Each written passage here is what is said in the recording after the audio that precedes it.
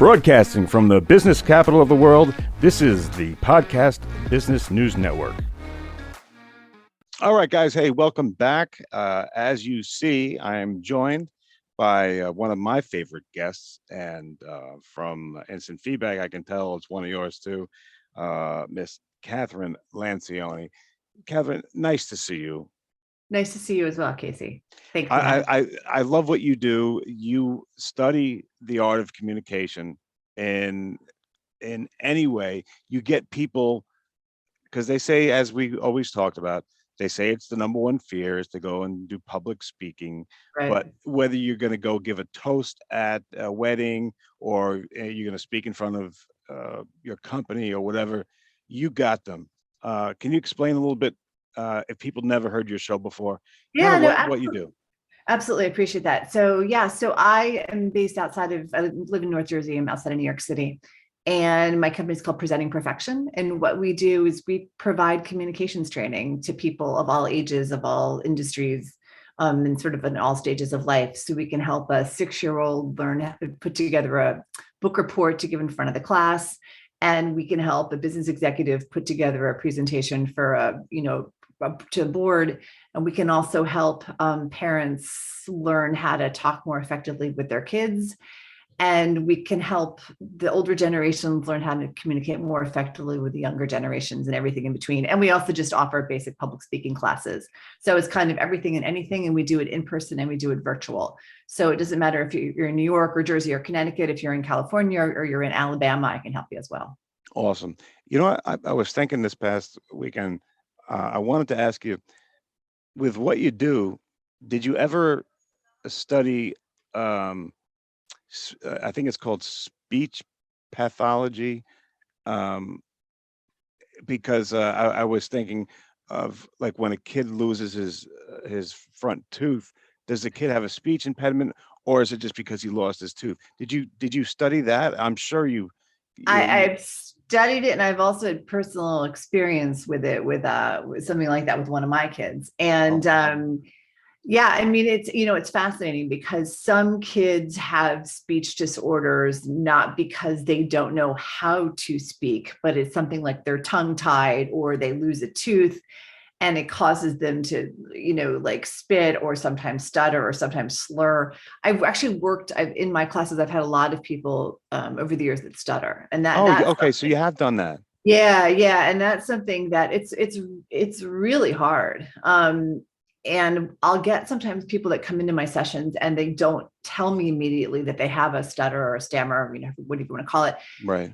And it becomes obvious because they get nervous and then it comes out. And, it's just a matter of helping them to gain more confidence, because part of it it's just part of their nerves that cause a stammer or stutter. It's just internal. It's just, butterflies we all get when we're giving a speech.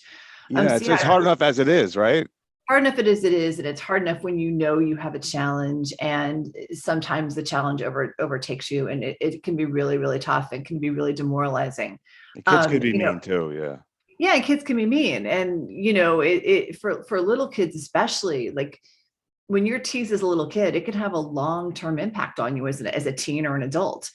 So it's really important, if you're a parent who has a child that has a stutter, that has some sort of speech disorder, to try to help them gain the confidence to just sort of learn to navigate around it, and to help and give them strategies to help them learn to work through it. And if you address it when they're little, they can overcome it as they get older. And that's the most important thing. As parents need to acknowledge it's okay that your kid might talk a little funny or have a little bit of a challenge. There are ways, and there are people, myself, and there are a lot of others that can help them get through that. Does stuttering ever go away? I think people learn, I don't know definitively yes or no, but in working with the people that I work with, they learn how to manage it. Okay. Yeah. There was that great movie, The King's Speech, years ago, where King George VI had the stammer, and, he worked with the speech coach to learn how to control it and learn how to overcome it. And that's very true. That's what people do. They learn how to navigate it for themselves. And there are techniques that they can use, like pausing and stuff like that, to help them do that instead of going into the stutter or the stammer. I think I told you this once before, but I had a friend that had a real bad stutter, but was also a singer. And when he sang, never stuttered. It went away. Yeah. Isn't that strange? The way is that something in the brain, or is that I don't know. I think I think with something like that, you get so caught up in the moment that you just, it's like almost an outer body experience. You're so caught up in what you're doing that your nerves kind of go away. And I think that's exactly what happened with him. I mean, I don't know if you saw, this is like not related, but kind of is, this Tony Bennett performance on Sunday night with Lady Gaga that was on CBS. And there's been a lot of coverage about Tony Bennett and how he has Alzheimer's. But like, there's something incredible in that when he hears the music from his music, he snaps right back into it. And you would never, he can't have a conversation with a reporter, but he can perform on stage in front of thousands of people. And they showed that moment. They showed that moment last night when they were showing some clips of an interview he did with Anderson Cooper. And it's just that you just see the light bulb go on. They play like I Left My Heart in San Francisco, and he just comes out and starts, and he's just singing like he's supposed to do. And I think that, akin to this, that's kind of what happens with people when they do have a speech impediment, is if they can get into the rhythm of the speech, the stutter goes away. Yeah. And that's what I've seen with students is, if I can get them to warm up and just kind of gracefully get into the body of the speech, the stutter somehow goes away. And, they look around the room and everybody is engaged in talking to them. And they're like, oh my God. Like, and then they get this, like, I'm doing this. Yeah, they got it. It's a lot of fun to see. And for me, it's just great to be able to work with people like that. I bet. Now, Kathryn, can you tell me, because you got a great topic today. I'm sure there are people, not just me, that really don't know the terms of what is Generation Z, what are baby boomers. Can you just give me the breakdown? Yeah, no, like the whole, yeah.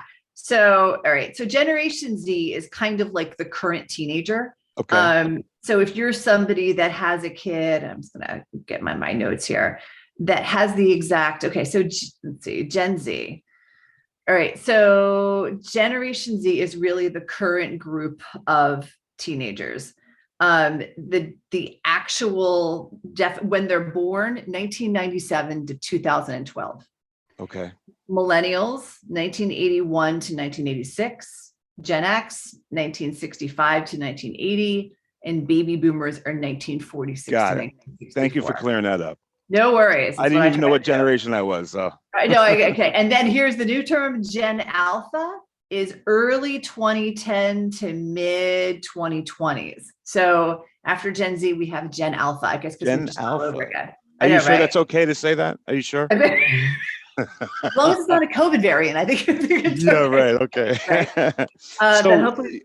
Yeah, Kathryn, you got a great topic. Now you want to tell us about the differences. Let me just hand it over to you to bring up this topic, because when I heard about it, I thought it was going to be real interesting.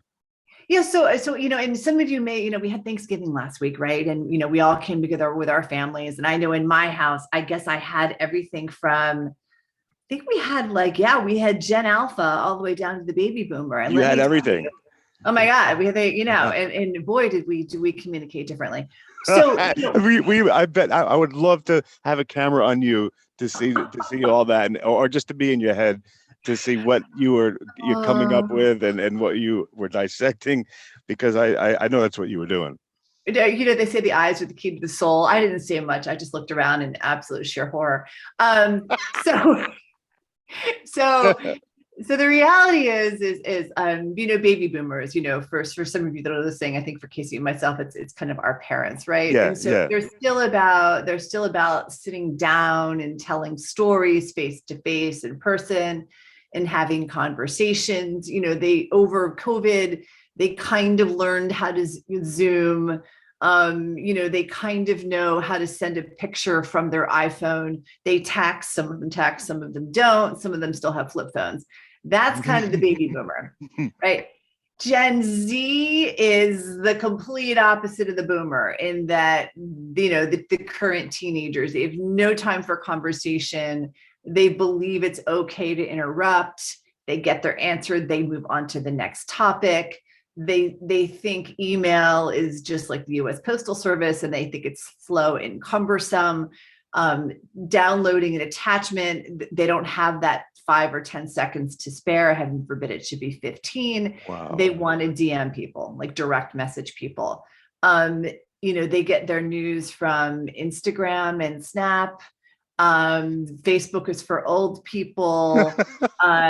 If they hear a song on the radio, they're not like, oh, that's the new song by so-and-so. They're like, oh, that's a TikTok song. And you're like, okay, all right. I thought it was an artist, but it's a TikToker. So their reference base is totally different.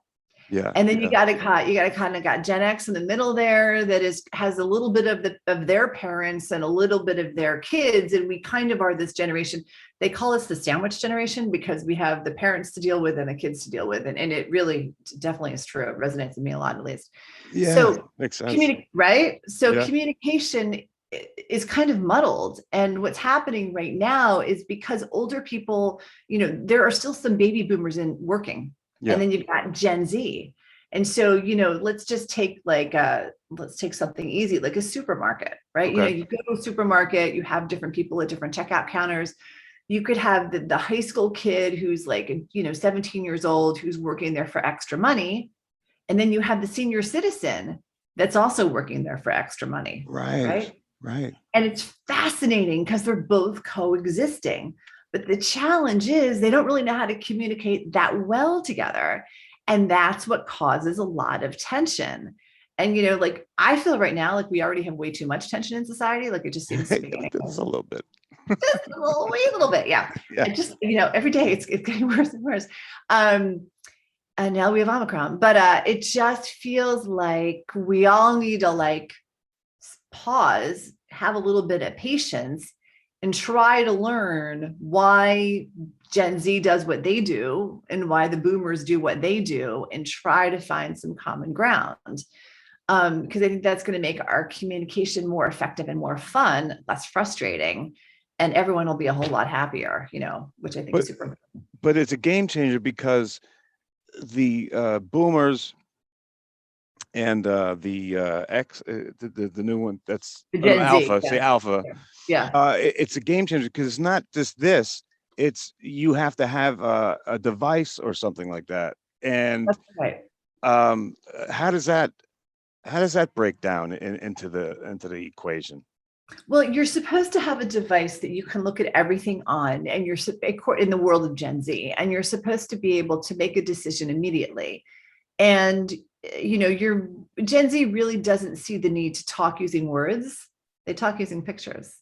If anybody Snapchat, right? Yeah, right. And it disappears after 12 hours or something like that, right? Oh yeah. And it's not of things that Gen X at least thinks are things that should be photographed, like your foot, half of your face, your ear, the car sign that, on the highway you're driving by. None of this is anything that I would think would make any sense. But in the mind of Gen Z, it's a way of communicating. Do you think it takes away from the personal communication that we know and we were born with? Well, I think, it's almost like when you go to a foreign country and they have their own language. I feel like Gen Z, communicating primarily through Snap and Instagram, have their own language and their own almost code of conversation that Gen X and the boomers just kind of scratch their head. They're like, wait, what? Why? Yeah. Well, let me Kathryn, let me go to Mr. Producer here. Yes. I know Mr. Producer has some instant feedback. Is that true? Yes. We have Ryan from Alabama, and he wrote, I'm in my late 40s, and all my peers are noticing these kids today are so sensitive. What are your thoughts on today's youth, and do you think they're too sensitive? And if you do so, do you think they have a reason to be too sensitive? Yes. I think to answer his question head on, I think they are too sensitive about certain things. And I think they're not sensitive enough about other things. These kids are still kind of considered part of that trophy generation where they were getting awards for everything. You shouldn't get a certificate just if you join a sports team, but they did, right? Love you. I think you're the best.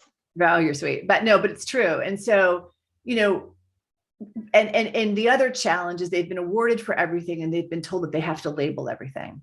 So, if you have some sort of challenge, like, let's figure out what's wrong with you, as opposed to let's figure out how to help you navigate through it.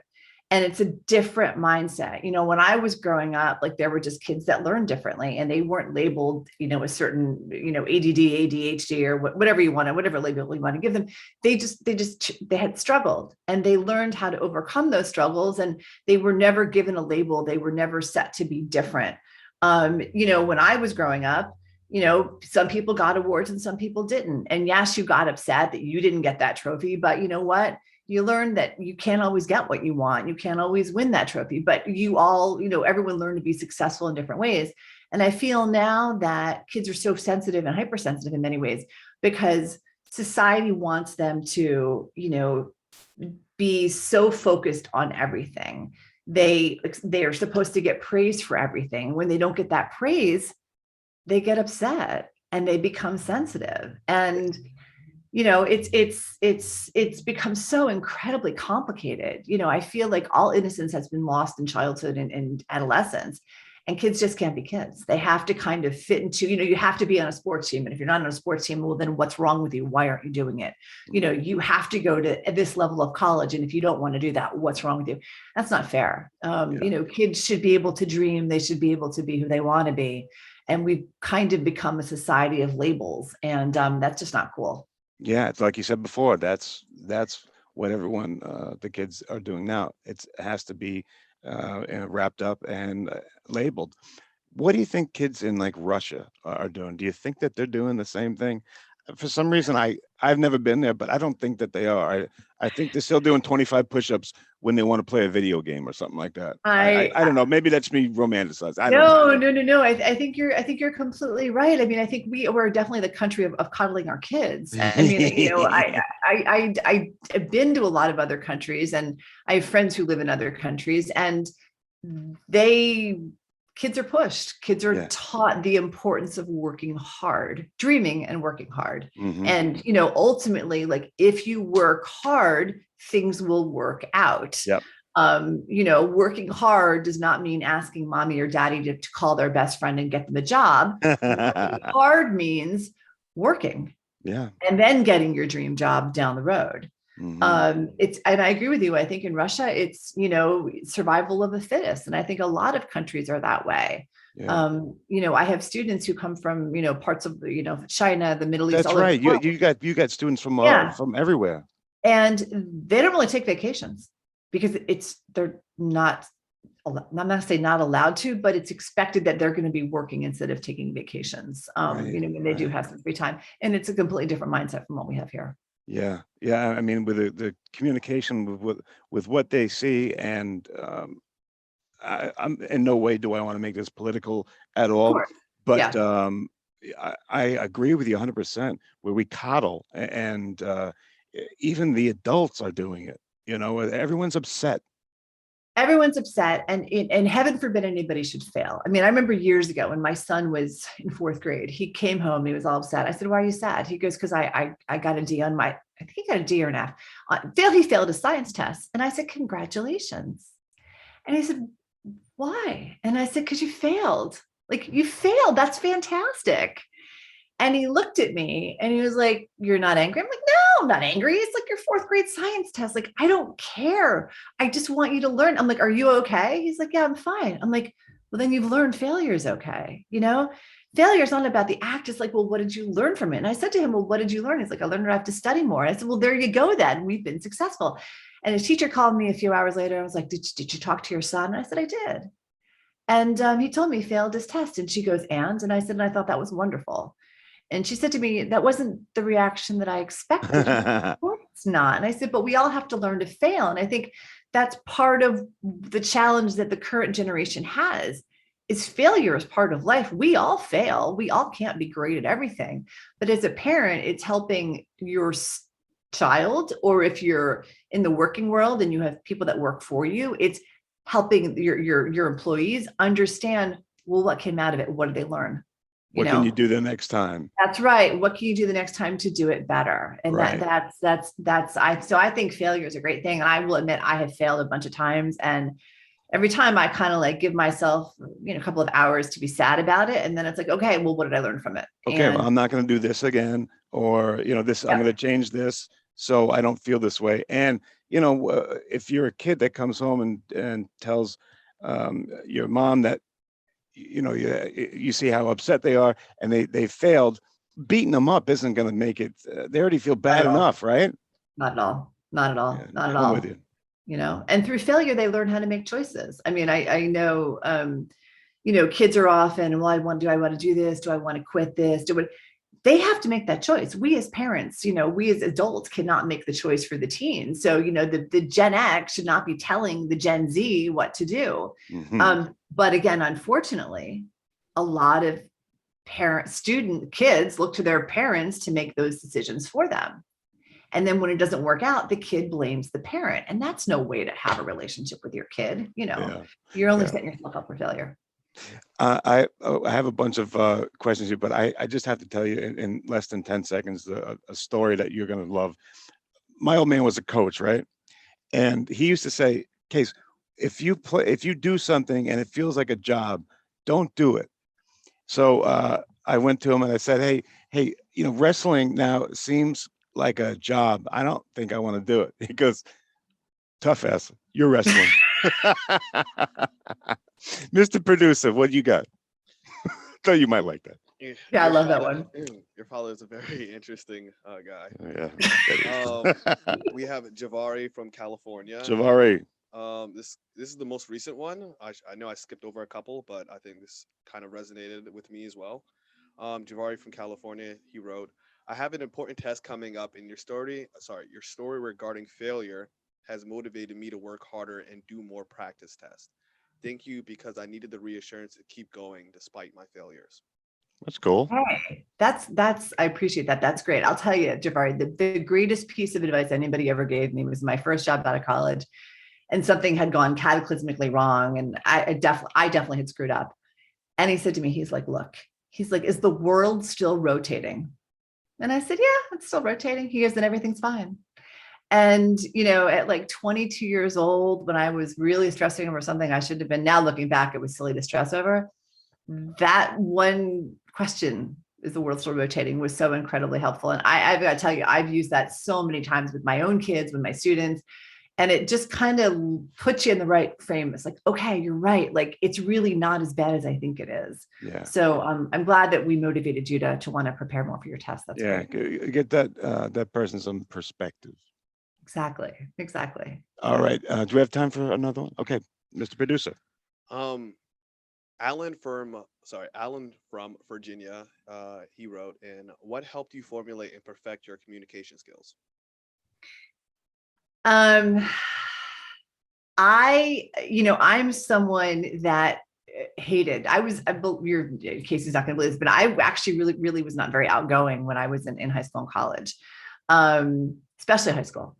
And I got into college and I got into my dream school, and I was like, all right, I got to make the best of this. And so really, kind of dove all in. I'm like, if I'm going to be here and I'm going to do this and I'm going to compete with all these people, like, I'm going to try to do it. I'm going to do it well. I'm going to, as well as I can. Mm-hmm. And so I tried, and I guess I did. And freshman year, I took a public speaking course, and it was the hardest course. It was the hardest course to take. Yeah. Because I didn't like talking in front of other people. But then I didn't think that I did. And then my first speech, I got up and I was like, oh my God, like, I kind of like this. I like having the attention on me, mm-hmm. And I loved it so much. I worked extra hard and practiced all my speeches, which, was so incredibly important. I still practice today when I give a speech, and I just loved it. I got in the class, and I loved it so much that I then wound up being a teaching assistant for the public speaking course for the next couple of semesters. And it was so rewarding, and it was so fulfilling. And I guess I was motivated because of that kind of thrill and joy that I had gotten out of that really hard class. And, that I think that experience also taught me that when I'm afraid of something, that's what I was going to ask. Yeah, it's probably the right thing to pursue. And the only person that ever gets in the way of you doing something is yourself. And so that's really something that I hold near and dear. And every time I think I start to make an excuse for why I can't, I'm like, oh, get over it. You can do it. And I think that's awesome.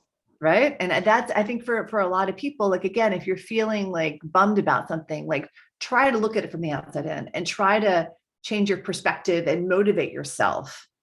Because the greatest motivator really, it's yourself. It's not somebody else. Somebody else can be a catalyst, but ultimately we're the ones that have to decide to do something. I know that so many people you've helped. I know that story has been, you probably told that story a bunch to a lot of your clients, right? Because they say Right. something that you were afraid of, like what she was afraid of going and speaking. Yeah. So, if she could be afraid of going out to speak and now be at the top of her game in communications and teaching people, why can't I just make a toast at a Exactly. wedding, right? Exactly. Because people don't want you to fail. That's the thing. Yeah. Like, we all think that everybody's going to laugh at us or wants us to, but that's not true. We want to support each other. Even as crazy as the world has gotten, like, we all like to help each other. Fundamentally, I still believe. And I think when you give a toast, people want to hear what you have to say. You shouldn't be afraid of it. But for some reason, people think the opposite and they get scared. And that's when they shut down and they have a terrible experience. We're out of time, but on that, can you tell people about your services, who's a good candidate, how they get a hold of you? And as my grandmother said, you have the floor. Well, thank you. Okay. So the website's presentingperfection.com. The phone number is 212-439-6914. Again, 212-439-6914. Or you can send an email and all that's on the website. I'm not going to say it all because it's complicated, but just Kathryn at presentingperfection.com. But we work with anybody of any age. I always say it's kind of 6 on up. So we can help your young child, if they're afraid of getting in front of a group, we can help them learn how to do that. We can help your teen or tween put together a basic speech. We can help them practice for college interviews, which are going on right now. We can help business executives put together PowerPoint or slide presentations, help them practice delivering it. We coach people on media interviews, and we can help people give, special occasion speeches, introductions, toasts at weddings, eulogies, and the like. So again, we work virtually, we work face-to-face, small groups, individual. So I'm here for you. So again, it's presentingperfection.com, 212-439-6914. Awesome. Kathryn Lancioni, everybody, great guest, one of my favorites, and you see why. Kathryn, thank you so much. Bye, Katie. And thank you for everyone who wrote. And I'm sorry if I didn't get to everyone. That's my fault. Yeah, no. But thank you again. Week. And pleasure. We'll be right See you. back, guys. Take care.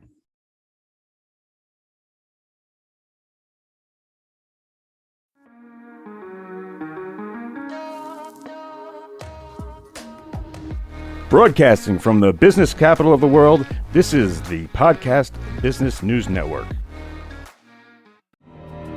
For nearly 2,000 severely injured veterans, everyday life has become filled with barriers. Day-to-day simple tasks can become pretty daunting. I have to carry my chair up 2 flights of steps or have somebody do it for me. What scares me the most is just the falling. When I'm struggling with my house, I think, to have that one great barrier just knocked down, it's crucial. Home for Our Troops is a wonderful nonprofit that builds a Mortgage-free, fully adaptive, handicap-accessible house. And there's no catch. It'll be our very first home that we've ever owned. This is a game changer. This is where your life begins again. We need you to join us in completing this important mission. Please visit hfotusa.org and help build homes and rebuild lives. Because of you, everything's going to be okay.